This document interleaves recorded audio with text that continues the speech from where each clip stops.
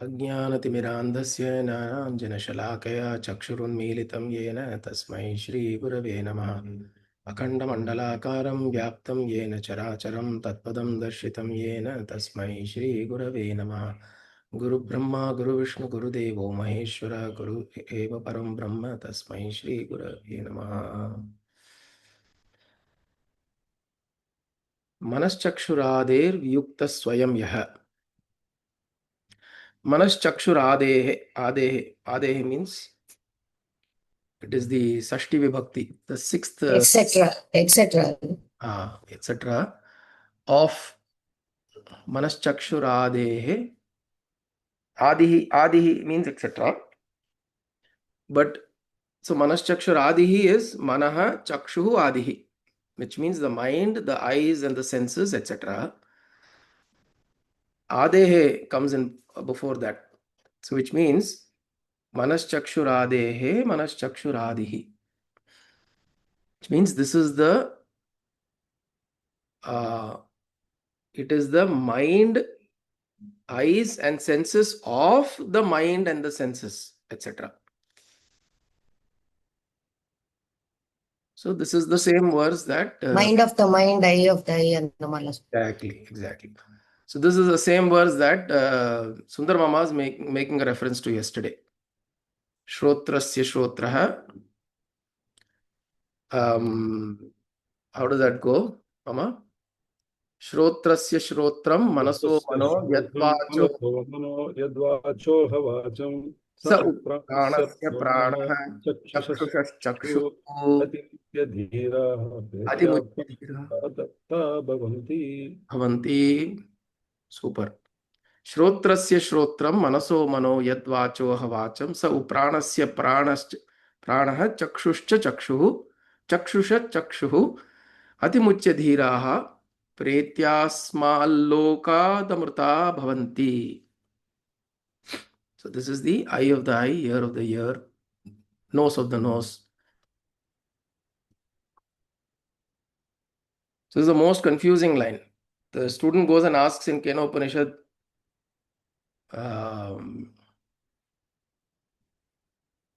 who is this behind all of this that I'm experiencing? Who is this person? Kena Upanishad, the disciple goes and asks the Guru, Acharya. So Acharya explains that Adlana Periyavasham, it is the eye of the eye, nose of the nose, ear of the ear.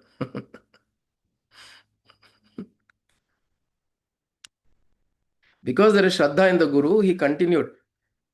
Today's day we'll say, Seriya Poche, eventually we'll look for the next Guru.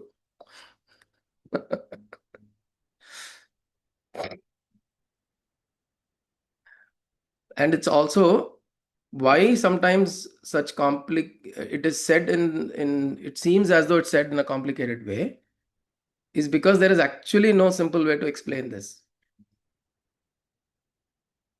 Yad vacho nivartante aprapya manasa saha. Taittiriya Upanishad says this is aprapya manasa saha. With the mind you go aprapya, you cannot get this. Yato vacho nivartante, where the mind and all of the senses come back.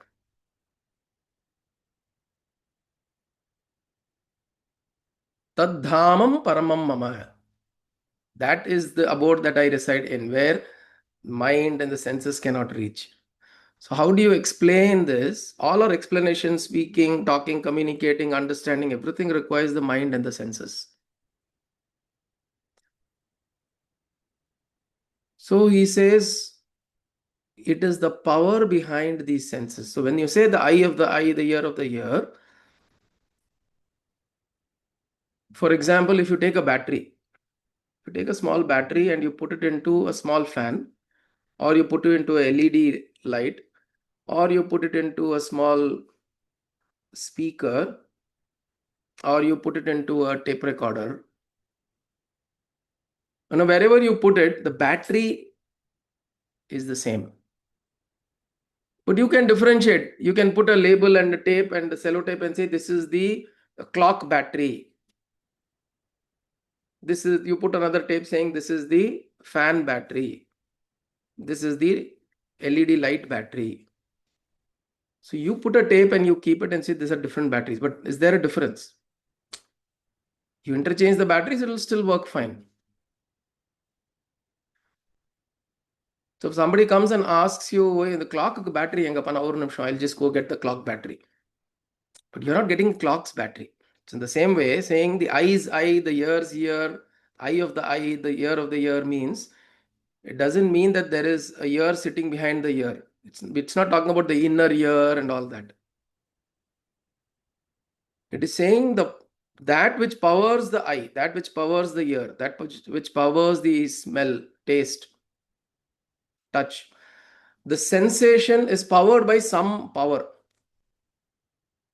How do we know that? Because in deep sleep, you can't experience that. It's all withdrawn. Even if you go stand in somebody in front of you who's sleeping, maybe his eyes are open, unconscious. You open up his eyes, you stand in front of him, he'll not be able to recognize you. Because the power has been withdrawn. For somebody who's blind, he may have the eye, but the power is withdrawn. So even if the eyes are there,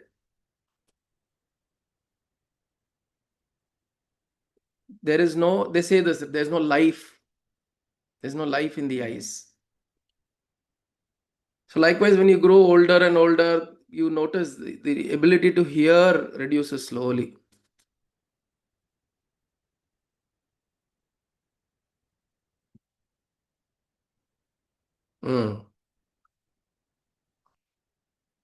This uli, this light that we talk about, kanla uli, Kalpaka is making a mention of that. The light of the eye, that is the power. That is the eye of the eye. Because these are just known as indriyas. And these are known as golakas. Sorry, not the indriyas. These are known as the golakas. Golakas are containers. So the eye is of a particular shape. There is a socket here and the pupil, and then there are nerve endings, etc. All of those are the physical characteristics of the eye. But the indriya, chakshu indriya, the power, that power is the actual eye, the power of sight. So if the power of sight is not there, the power of hearing is not there, then even if this golaka, you may have a beautiful ear, all you can do is just ornamentation தான். காதுல ஒரு 5 குத்திக்கலாம் அவ்வளவுதான். எவ்வளவு குத்தினாலும் கேட்காது.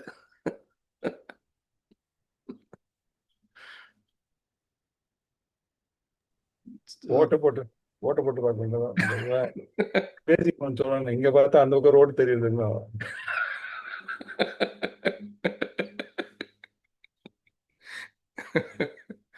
So that's all we can do. We can ornamentate the organ. So what he is saying is Manaschakshuradehe how does it go? Manaschakshuradehe viyukta swayam yaha, that which is devoid of the mind and the senses. Manaschakshuradihi, which is the mind of the mind, eye of the eye, ear of the ear, nose of the nose. And Manaschakshuradir agamya swarupaha. So this cannot be reached through, the swarupa cannot be reached through the eyes and the mind and the sense organs. This is what he's saying. These 3 lines. Manaschakshuradir viyukta swayam yaha. That swayam, that one which is within you, that does not have eyes, ears, nose and all. You take the battery, suddenly the battery will not move like a fan. The battery will not start giving out light. There are devices that needs to exhibit light. So the power behind it, where is the light? Is it there inside the battery? It is, but it is not in the form of light. Those are expressions. There's a big tree inside the small seed. Chandogya Upanishad. The Guru tells the Shishya, what is there in this seed? Says you go further and further and go look, open up the seed to whatever level of dissection you want to do with the seed, you will not find the tree. Correct? How much ever you go searching for it, you will not, it's not that somewhere you will find a small bonsai sitting inside. Oh, this bonsai will now suddenly become a tree. That's not going to happen. It is only the potential that is there inside that for it to blossom into a tree.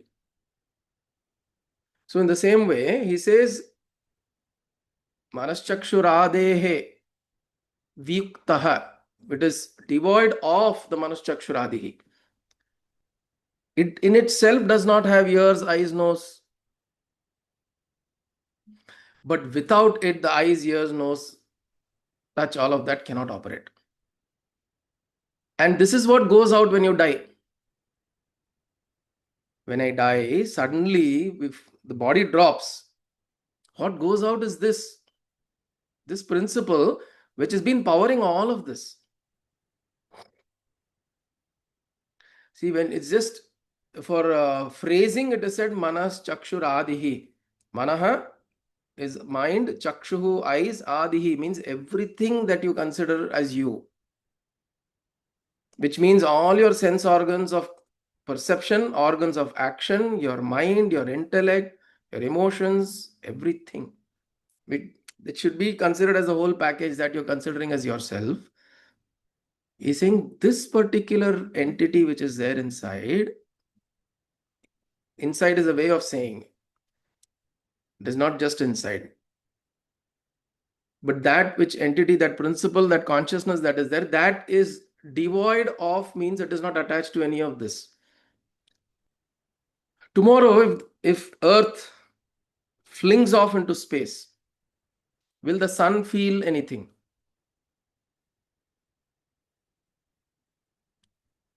Absolutely no impact to the sun.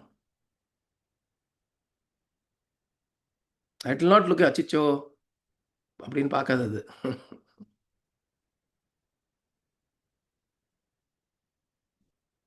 So to that, in that sense, this, although it feels very, very close, when the body drops, something leaves away, there is this association with the body which is there, because the sukshma, the subtle body also goes along with it.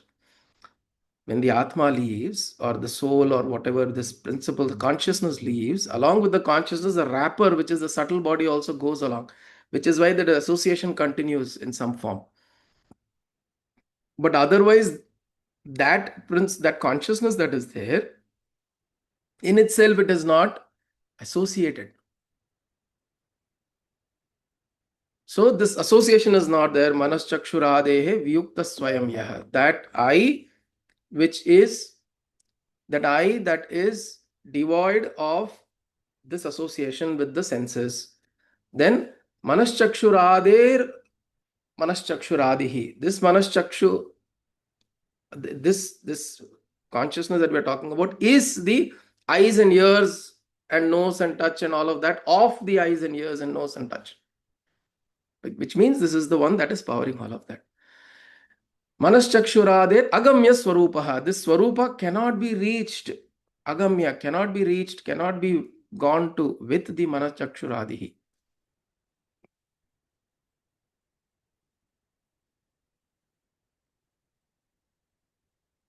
It's a nityopalabdhi swarupoham atma. It is nice poetry. Nice to listen. What do I do with this?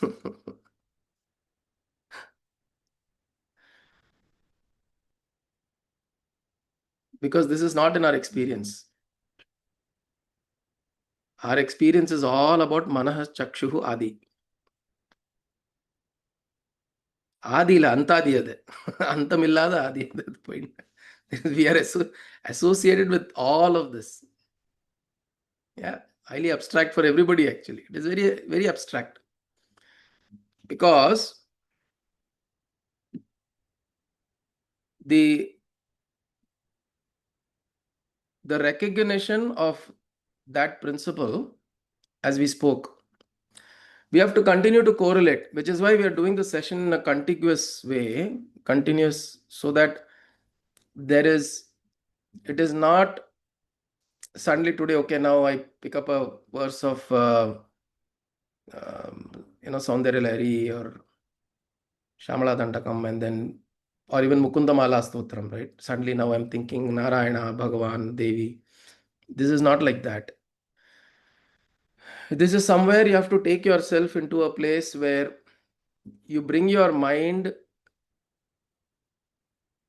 you take your mind to a place where the mind is not functioning heavily. The mind is thinking and doing a lot of random things, then it's very difficult to go and touch this. And we are very used to very easily associating ourselves with forms. I will say, why is this important? Now, let me just look at Narayana and say, oh Narayana, you save me. I catch hold of his feet and I do my daily work. That is also fine. The problem that happens is when you catch hold of Narayana's legs, then the whole where the problem starts happening is when things don't go right in your life, then you hold the same Narayana, you start pulling his leg saying, you didn't do this for me, you didn't do that for me. Why is it happening for him, her? Why am I only having to go through so much trouble, so much problems? And it keeps going on and on and on and on and on. There's a whole lot of conflict that gets generated within. We're trying to get to the root of conflict. We're trying to get to, there's no Narayana there who has created this conflict in you. There's no Narayana that's going to remove this conflict. Narayana's grace is required for conflict to go away. But it is our effort that leads you to that grace.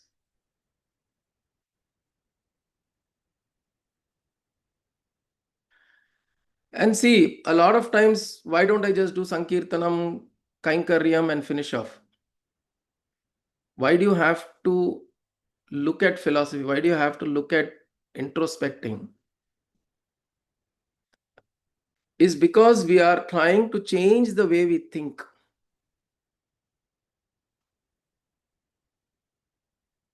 There's an interesting story that comes to mind. There is one guy who used to feel that he was a cat. Okay. So he'll keep scratching himself, he'll keep licking himself and all that. And he'll do funny things. And you feel really, I am a cat. And he looks at the mirror also, he'll feel as though he's looking at a cat in the mirror. So he'll go to a doctor because family would say, you're not a cat, you're a human being. So then they will compare. See, look, my hand, my leg, your leg, it all looks similar, right? You're a human being. Why do you think you're a cat? I don't know. I just feel like I'm a cat. So you take him to a psychiatrist.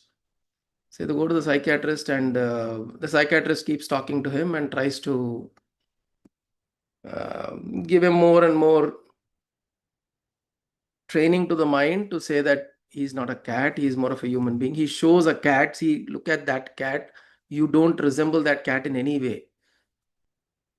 And slowly, he looks at himself. It's like those who have seen the Mufasa or Simba movie, right? How the Simba is brought up amongst wolves, and he thinks he's a wolf.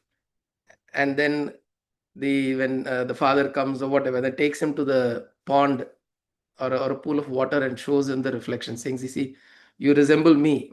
I am a lion. You're a lion. You're not a wolf." So like that, this guy goes to this process of training, mental training by the doctor, the psychiatrist.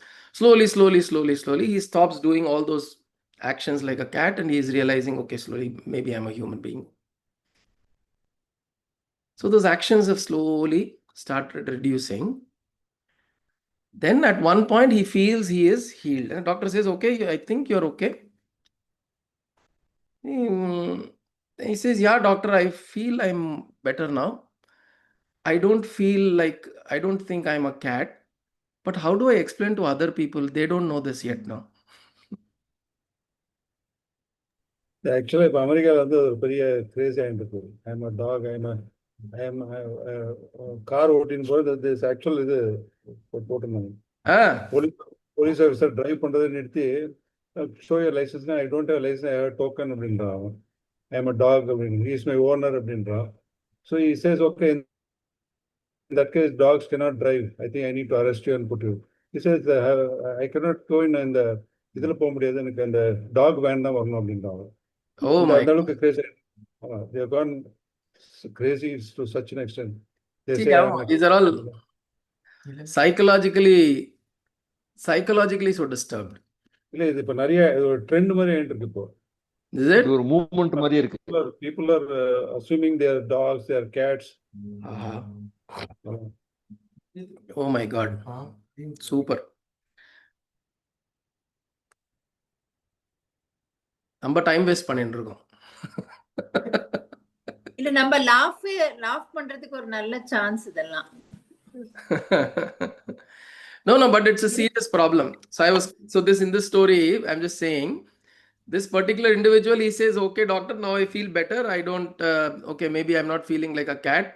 But who is to explain to other people who may still think I'm a cat? Now, where is the problem? Others are now never thinking that you're a cat. You've been thinking. And he thinks now he's cured, that he doesn't think himself as a cat, but he still wonders maybe others are thinking. So fundamentally, this recognition of who you are or what I am really, that is so screwed up in our heads, right? We really don't know, and it is abstract. It is very abstract because we try to create multiple definitions. Can we be without a definition? It is very, very scary. It is not just scary, it is very unsettling. You say, I don't have a definition. I have to call myself as a Shiva Bhakta, Narayana Dasa, Devi Upasaka. I have to label myself. Otherwise, I suddenly feel unsettled. Likewise, even within family, I have to have a name. I am the head of the family. I'm the tail of the family. I'm the leg of whatever, right? So you have to give yourself some title so that you feel defined.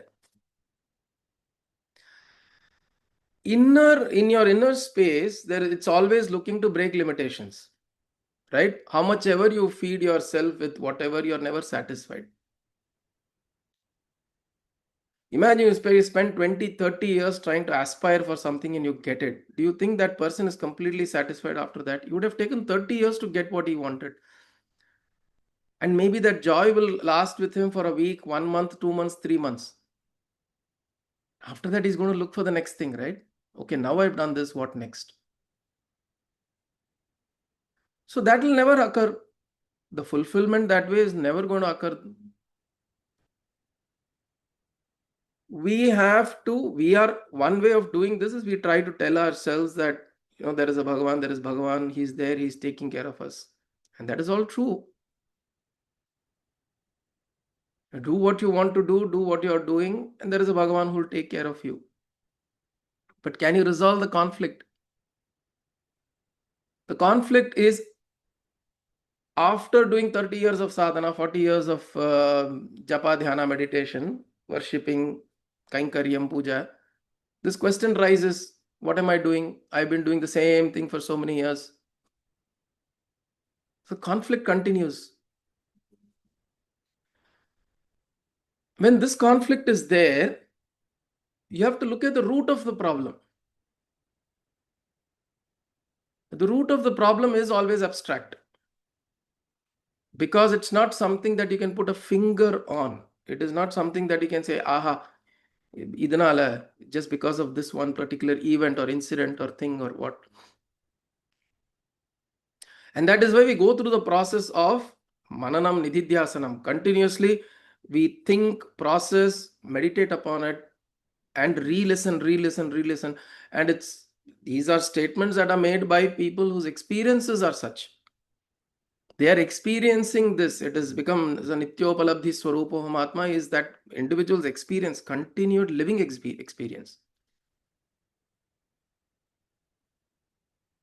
So we take that, saying that even we saw Mukundamala Kulasekara Alvar's living experience is always thinking about Krishna. Can we be in that state? Then it's beautiful. Think about Krishna all the time, it is lovely. Krishna consciousness. You are able to be in that consciousness all the time, then it's beautiful. There is no conflict. You may seem like a fool to the world, but within you there is no conflict. Important thing. Understand, inside you there must be no conflict. Inside us there must be no conflict. Of course, at the same time, outside we don't create disharmony also. Right? That also we are aware of. But inside there must be no conflict. So when I'm looking at myself, I'm saying I am the eye of the eye, ear of the ear, nose of the nose, all of that. I'm trying to tell myself that I am not necessarily all of these that I'm defining myself by. And not for transactional purposes. Understand, always differentiate between Adhyatma and Vyavahara, which means Vyavahara as transaction and spiritual understanding. This can go in parallel. This can go in parallel. You can continue to transact, but at the same time deepen your spiritual understanding. The trouble will be, how do I integrate? Now I've understood, I've learned, maybe in this 1 hour session, maybe I make it making sense, but I don't know, when this Zoom is closed and I'm gone, suddenly all vanishes. Right? The next moment I go into the kitchen, I go into the office, I go into my friend's place. How do I think? Mind of the eye, mind of the mind? What does it mean? Doesn't mean a thing. Right? And that is all right. Why that is all right is because it is slow induction. We are in a process of slowly inducing ourselves into thinking in a way that maybe the next conversation you are having with somebody, you're not going to have from that place within you which you're so heavily identified.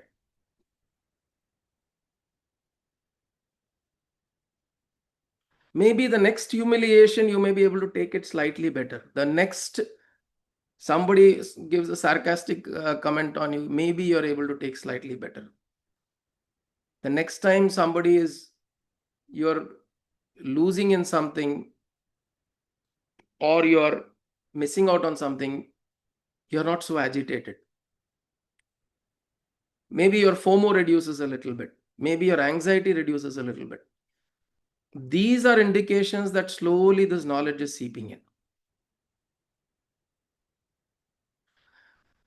Right? You may not have a direct impact on your transactional engagement. It may seem completely two distinct things. Because when you're going out and meeting people and engaging, going out means even from within yourself. After you closed your eyes, you've sat down and you got up and you're meeting your child now. என்ன ஆத்மாவது கீத்மாவது ஒரு அற வைக்கிறேன் பாரு அப்படின்னு சொல்லி வர டென்ஷன்ல எல்லாம் I leave the Atma there. Now I'll come and give you a rap and then I'll go. That is because your engagement, you will have to continue to do whatever you're doing. But don't mix it up. Point is, don't make it such that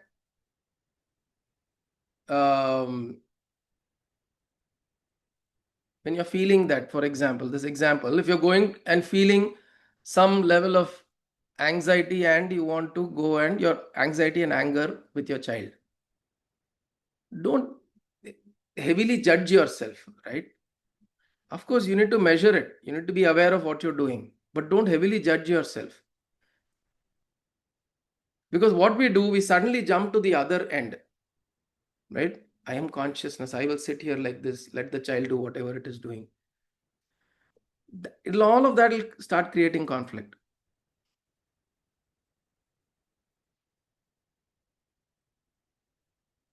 And then at the same time, I'm not the body, I'm not the mind, which means then you don't take care of your body and mind. Then that will also be a problem. We don't take extremities. We understand that this is the truth of the self, and we try to still engage in the world and continue to see how this knowledge can make our anxiety, our depressions, our self-induced problems, our fears, all of this less. Is it making any of this less? You may understand the concept, you may not. So you may not understand this concept entirely because you're not wanting to, you're not planning to do it as a course and write an exam tomorrow. That is not the idea. Nor are you going to go and teach somebody or go and immediately start telling people that, uh,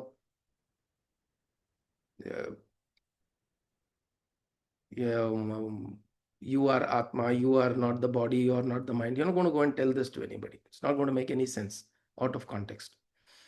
But do we understand? See, the first thing is intellectually, is there a recognition that this is there? Even though it is abstract, is there a recognition that maybe there is some truth to this? And you look at that from that point. That's all. That is all is required. You look at it and say that, okay, maybe there is some truth. Slowly, you never know, the mind will get drawn to this. You'll be sitting someplace, suddenly you may want to think about it. You may want to listen to some of this even more. You may want to listen or read something about it.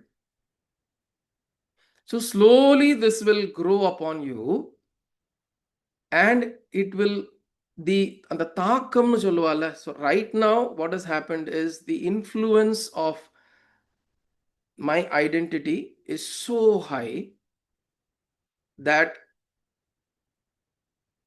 I am, it's like saying a house is on fire. Okay. And you are inside the house. Everything is the whole house. Okay. The outside is on fire. Inside is on fire. Everything is on fire. From inside the house, can you find something to douse the fire?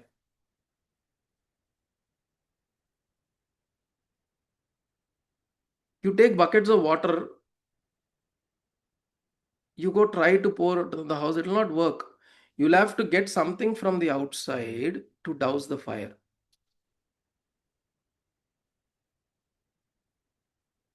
Our condition is like that. We are so conflicted. Our influence of what identity, what I carry is so heavy. And I'm trying to look at the solution here only.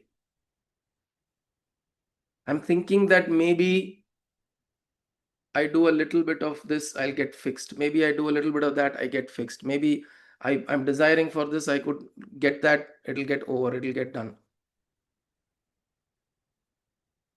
The problem is the extent of our identification with this body, this mind, this I am, this name, this form, all of this is so high that I am not able to take a step back and look at this. See, a lot of people you will know, we've seen this small story also, where this dying man has got 4 of his sons. Right? He's running a shop and he's always thinking about the shop. He's about to die. He's calling all the 4 sons, come, and then says, finally, all the 4 sons are yes, all the 4 sons are yes. Then who is at the shop? He's about to die. He's still just thinking, who is at the shop? This is where we are. This is our focus continuously. What will happen if I don't do this? What will happen to my child, my husband? Important is, yes, without you, that person will suffer. You've got to do what you need to do. But then let it not become a state of conflict inside you. It becomes a state of conflict is what makes us go through a lot of internal suffering. This loosens that. See, this kind of abstract thinking, bringing your mind to a place where you're thinking that I am not necessarily this. I am not necessarily all of these ingredients that are put together. When you say I am this battery or I am this power source, then how do you experience this? You experience this in isolation. You experience this in some level of quietude. So when you're sitting in that quietude, when you experience this and then you go into the world and you say, I've experienced it, I've touched it, I've got a sense of it. And then don't bother how your daily activity goes. It's all right. Slowly somewhere it will come seeping in. When you're getting extremely angry also, it will slowly come in, saying that why so much? Why so much aggression?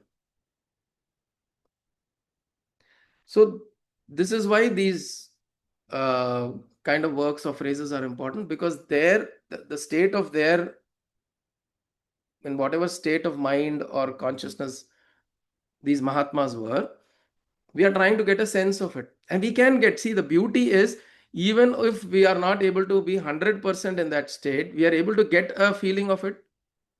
We are able to get a sense of it. When you close your eyes, we are able to get a sense of it. You don't need to be a Hastamalaka, Adi Shankara, Ramanuja, Madhvacharya. But whatever they are experiencing, can you get a glimpse of it? The only difference is that only. Have you never sat in front of Bhagavan and had a tear in devotion? You have had. Have we never closed our eyes and felt Amadi, Nimmadiya, Shantam, peace? We have. Otherwise, these things will not make sense to us.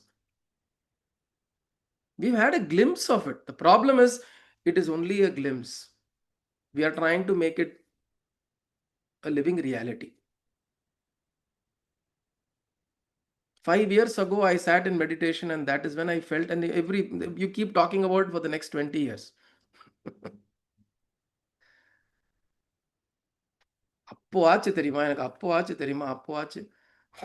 Use that as an inspiration. It can happen now. But the problem is, we try to compare it with that. No, continue to do. Don't compare. In whatever form, shape, it will happen. See, the whole blossoming of the flower is a beautiful example. Do you ever see when it actually blossoms? You will never see it. You will see it as a bud. It will slowly open, and suddenly in the morning you see it's kind of blossomed. But it's happened very gently, right? It's happened very gently. Same thing with our minds. Same thing with our the flowering of our understanding. It happens slowly. See, with age, what is happening, as you all of have grown over time, we've haven't we come to an understanding that we did not have when we were kids? We've come to a great deal of understanding of many things, right? Can you put a finger on a thing to say that, in 1993, July 10th is when I understood? Can you say that? Even if you go to some person, some teacher, some upanyasam, some this thing somewhere, or some friend would have given you some thought, you would have understood something. But again, from that understanding, a lot of other doubts. Usually, sometimes it's better to just have some simple doubts, because if you understand, there are more doubts that come. You'll say, 4 doubt தான் இருந்தது, இப்போ 40 வந்துருது sir. கேட்காம இருந்திருக்கலாம். It's better that I wouldn't have listened to all of this. Now that I'm getting 100 doubts now. Earlier, it was just very simple, 3-4 doubts I had. So this is the way it is. But then that is the process of evolution of understanding. Understanding evolves and blossoms in that form. You'll never be able to put a finger and say that this is the date, this is the particular situation, this is what. You may have got a glimpse of an inspiration or understanding from somewhere, but for it to blossom within and become your own, it takes time. You don't know when it happens, right? So that is what we are doing with these verses. We are doing Manaschakshurader viyukta swayamyah Manaschakshurade Manaschakshuradihi Manaschakshurader agamya swarupaha Sanityopalabdhi swarupo hamatma. So with the I think we're almost at the top of the hour. Could do only one verse. But see, it is important to recognize that even though it is abstract, and thanks to Kalpaka mentioned that, right? It is abstract. We recognize that. Do not give up because it is abstract.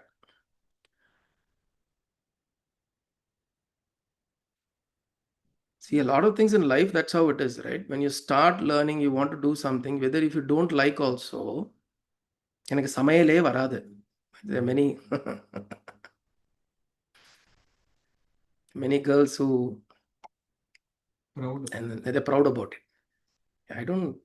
What is there? I can just order. But then there are situations where you are put into where you have to learn, you have to do, and then you do something, you make something, right? You make something that at least, because a lot of times you can't always rely on somebody else cooking, somebody else doing for you.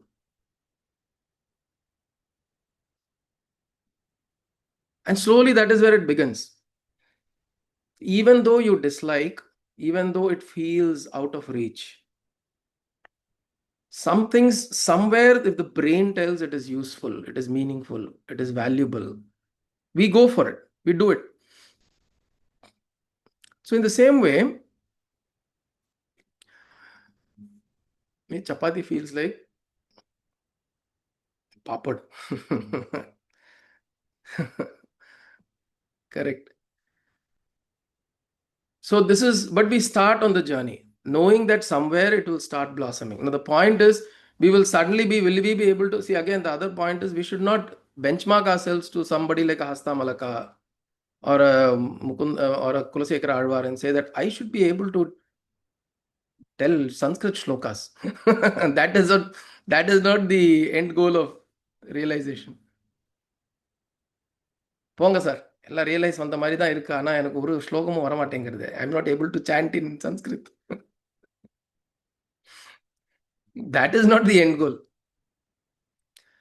Within you, is there conflict reduction? Are you able to perceive the world as not this hard, real substance? It keeps changing. You die tomorrow, you think the world is going to stop? No. But at the same time, we know this truth. See, look at the beauty of this thing. We know this truth, but do we know how to live this truth?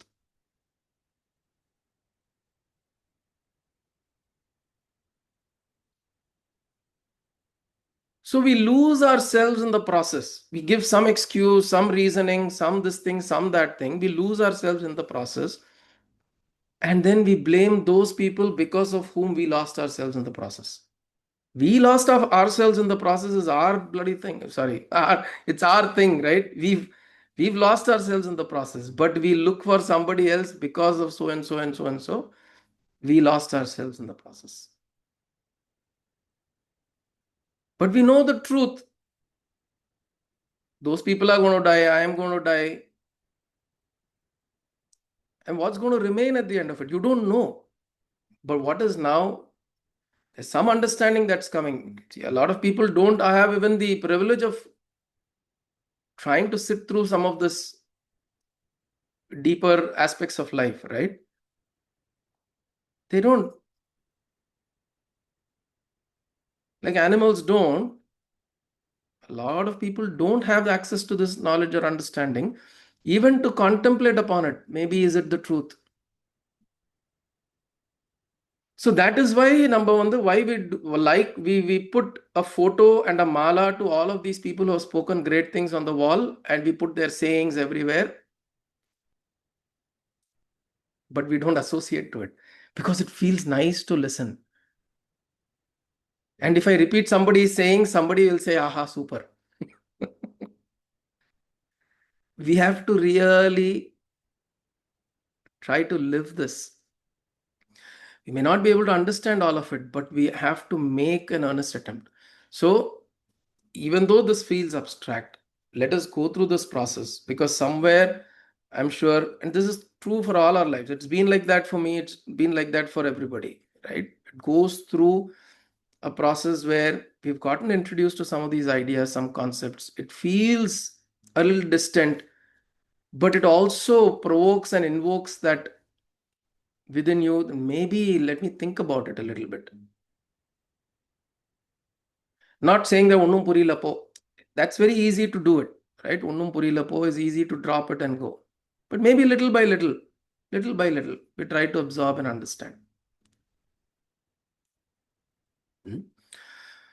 So this is the basis. See, I'll tell you, if at all in your life at some point you wanted to look at the Upanishads, this is the basis of all that. Upanishads talk only about this stuff. And that is why the Upanishads are also considered to be quite abstract in nature, but that is the truth. And these are treasures that are available to us even after thousands of years. Fortunately, after so many invasions and destructions, these are still available to us in some form or the other. And these are universal truths. This is not truth by a religion, it is not truth by a sect, it is not truth by a philosophy. That is why it is called Sanatana in many ways. So we be with this, we work through this, be with this, and try and see some ideas will open up. Now, the first one, one beautiful thing, I'll say this and we'll stop. One beautiful thing about Upanishads and such Adhyatma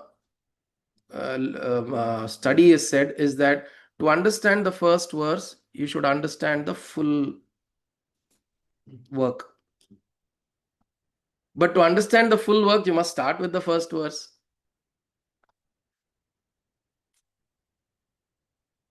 So like Ishavasya Upanishad, 18 verses. To understand the first verse, you must understand all the 18 verses. But to understand 18 verses, you have to go one by one. You have to start with the first verse, understand it, and go on. So what does it mean? It means that you have to go repeatedly. That is what it means. You have to repeatedly go through this. So whether we do it through satsanga or you do it on your own, whichever way we figure out these ways, these are tools that are available. In simple ways it has been offered to us. We pick that up and you try to absorb it. Okay.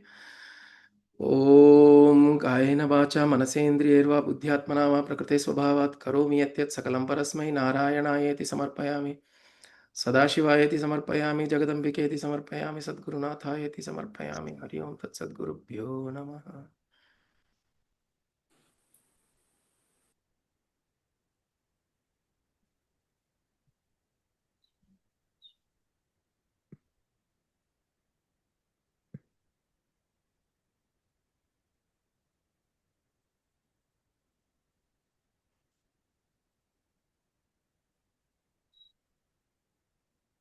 Hari Om.